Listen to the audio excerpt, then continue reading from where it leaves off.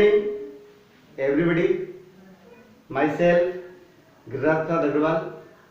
मेरे YouTube channel में आप सभी विद्यार्थियों का स्वागत करता हूं। आज मैं आप सभी के लिए इस वीडियो में एक नया बिंदु लेकर उपस्थित हुआ हूं, जो उन स्टूडेंट्स के लिए सबसे बड़ा फायदेमंद है जो रीट की परीक्षा में अपेयर हो रहे।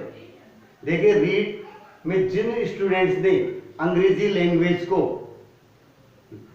सेकंड या फर्स्ट लेवल पर जो चुना है, उसमें ये सेकंड लेवल पर है। इसमें आपको लिटरेरी टर्म्स दी हुई है जिनके बारे में मैं आपको बताने जा रहा हूँ। पिछले वीडियो में मैंने आपको सोनेट के बारे में बताया था कि सोनेट क्या होता है। सोनेट एक शॉर्ट पोएम होती है जो 14 पंक्तियों की कविता होती है।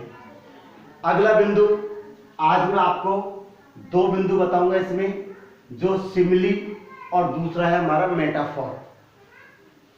देखो, सिमिली और मेटाफोर इन दोनों में क्या डिफरेंस है। देखो, एक्चुअल में देखा जाए तो सिमिली और मेटाफोर इन दोनों के अंतर्गत कंपैरिजन किया जाता है दो व्यक्तियों अथवा वस्तुओं में, इसमें कंपैरिजन की जाती है। तो अब मैं आपको इसके बारे में बताने जा रहा हूं। कृपया सभी विद्यार्थी जो रीट में अपेयर होने जा रहे हैं, जिन्होंने सेकंड लैंग्वेज के रूप में इंग्लिश को चुना है, उनके लिए मैं ये मैटर आपके सामने लेकर उपस्थित हुआ हूं। कृपया सभी इस वीडियो को ध्यान से देखेंगे, और जिन्होंने मेरे चैनल को सब्सक्राइब नहीं किया है तो वो चैनल को सब्सक्राइब करें, ताकि सभी वीडियोज का लाभ आपको नियमित रूप से मिलता रहे। सबसे पहला बिंदु है आज का सिमिली। सिमिली क्या होता है? सबसे पहले अपन जो उसका प्रोनाउंसिएशन करते हैं वो होता है सिम, ऊ और ली, शिमलू। इस प्रकार से इसको शिमली के नाम से जाना जाता है। क्या है ये? तुलना जिसमें की जाती है। तो सिमिली प्रोनाउंस्ड सिम, ऊ है और ली is a popular literary term that uses like or as to compare two things. ये दो वस्तुओं के मध्य तुलना करने के लिए लाइक अथवा एज का यूज किया जाता है। लाइक यानी के समान, एज यानी होता है के जैसा। तो तुलना करने के लिए जो यूज किया जाता है वो हमारा क्या कहलाता है? सिमिली।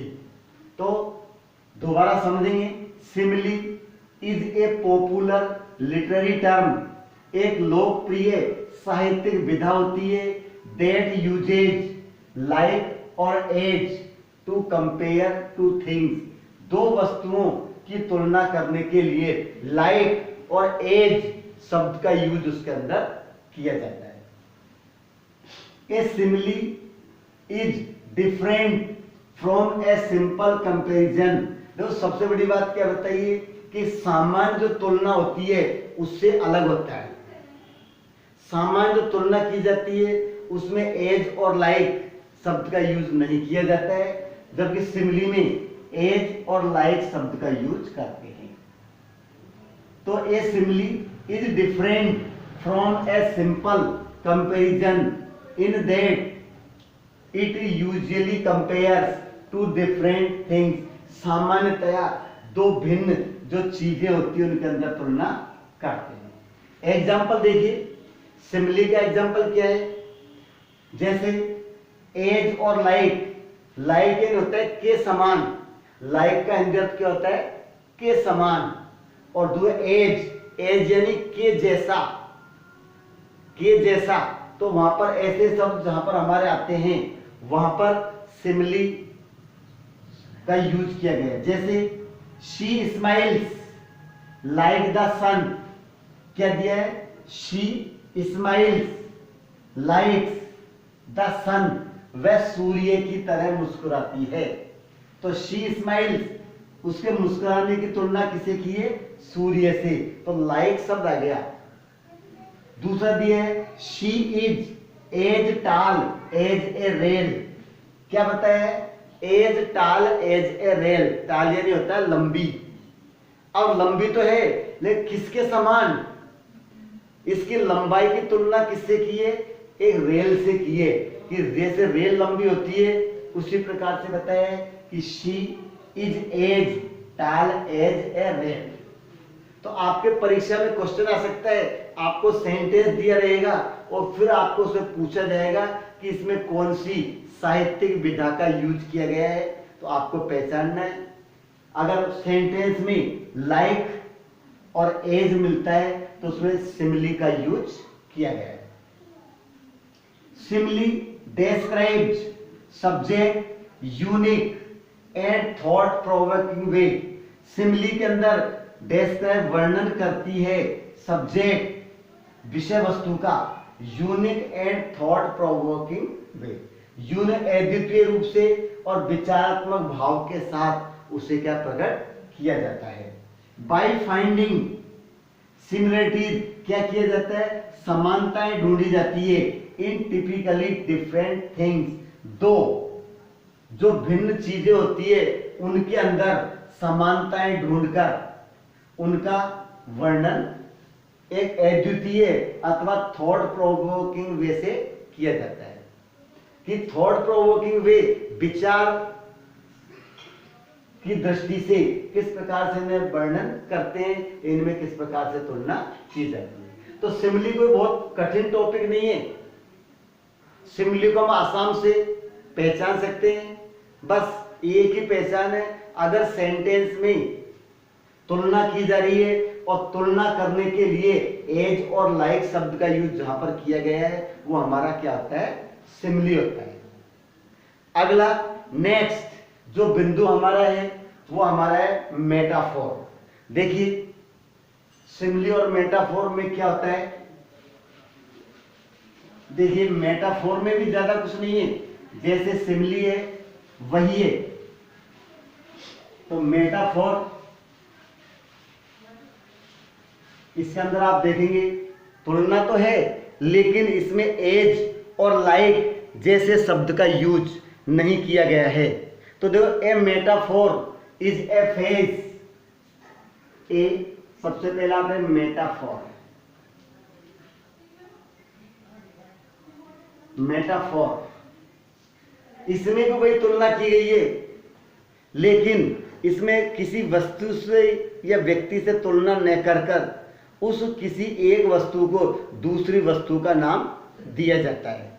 तो a metaphor is a phrase which describes one thing, जिसमें एक चीज का वर्णन किया जाता है बाय स्टेटिंग।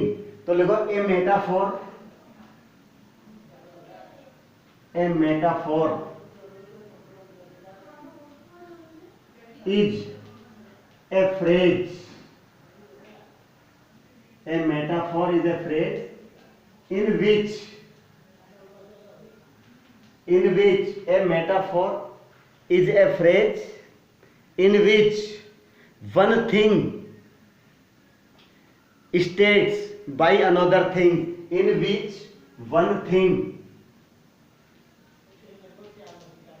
states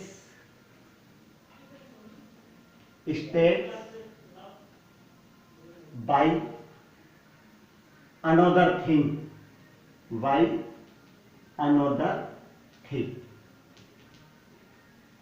तो एक वस्तु का वर्णन किया जाता है by states by another thing, किसी दूसरी वस्तु के द्वारा, with which it can be compared, with which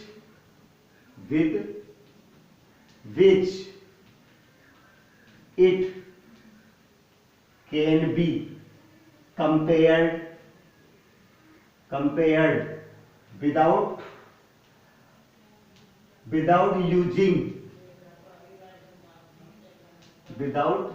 using age or like। तो विदाउट यूजिंग एज और लाइक, तो क्या किया जाता है कि इसके अंदर दो वस्तुओं में तुलना तो करते हैं लेकिन इसमें विदाउट यूजिंग एज और लाइक, इसमें एज अथवा लाइक शब्द का यूज नहीं किया जाता। तो इसमें एज और लाइक का यूज नहीं किया जाता है। जैसे एग्जांपल इसमें लिखेंगे,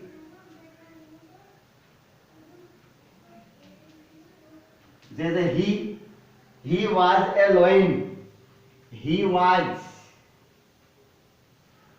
ए lion in a fight, lion in a fight. इसमें ये नहीं बताया कि वह एक लड़ाई में शेर की तरह लड़ता है, बल्कि क्या बताया कि ही was A lion in a fight, वह लड़ाई में शेर है। तो शेर के समान नहीं है, बल्कि तो खुद शेर की उपमा दी है।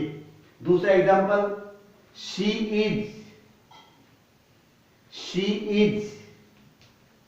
ए moon, she is a moon. दूसरा उदाहरण है कि सी इज ए मून, वो क्या है, एक चांद। चांद के जैसी नहीं है। इसमें क्या बताया, चांद से कोई कंपेरिजन नहीं की गई, उसी को चांद का रूप बताया गया, वो चांद है।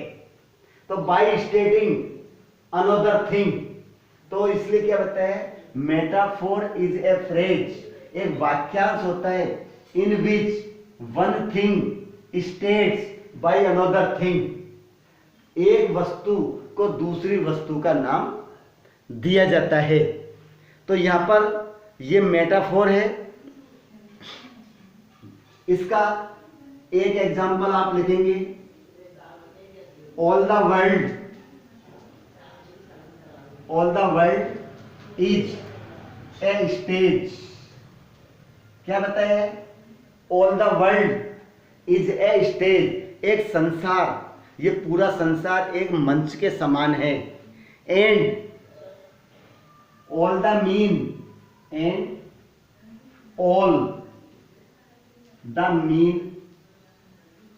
And women are players, all the men and women are players. देखिए किस प्रकार से तुलना तो की जा रही है, लेकिन एज और लाइक का यूज नहीं किया गया। All the world is a stage, पूरा संसार एक मंच, पूरा संसार क्या होता है, एक मंच। And all the men and women are players, सभी पुरुष और महिलाएं यहां पर क्या है, वो पात्र के रूप में हैं। तो ये परिभाषा दी है विलियम शेक्सपियर।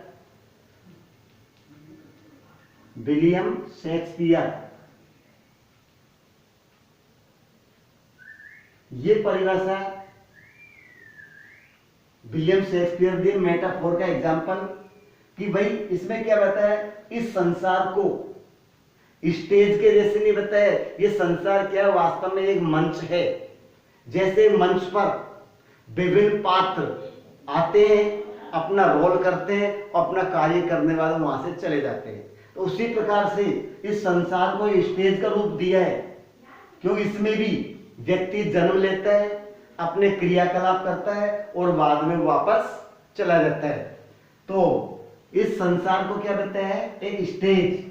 और संसार के अंदर जो पुरुष और महिलाएं हैं, mean and women are players, उनको क्या बताया है, प्लेयर्स होता है खिलाड़ी, या जो पात्र होते हैं कैरेक्टर्स, उनका रूप दिया है। तो अब आपके यहां पर समझ में आएगा कि मेटाफोर क्या होता है, इसमें उपमा होती है। इसको अब एक उपमा का नाम भी दे सकते हैं। सिमिली में समानार्थी, समान होता है, समानता बताना के समान। तो ये दोनों लिटरेचर आपके पाठ्यक्रम में है। इतना मैंने आपसे निवेदन किया। यहां पर मेरा वीडियो कंप्लीट होता है। कृपया अगर वीडियो पसंद आए तो लाइक करना, और अपने जितने भी स्टूडेंट्स जो रीट में जिन्होंने इंग्लिश को सेकेंड लैंग्वेज के रूप में लिया है, उन तक यह मेरा वीडियो शेयर करें। धन्यवाद।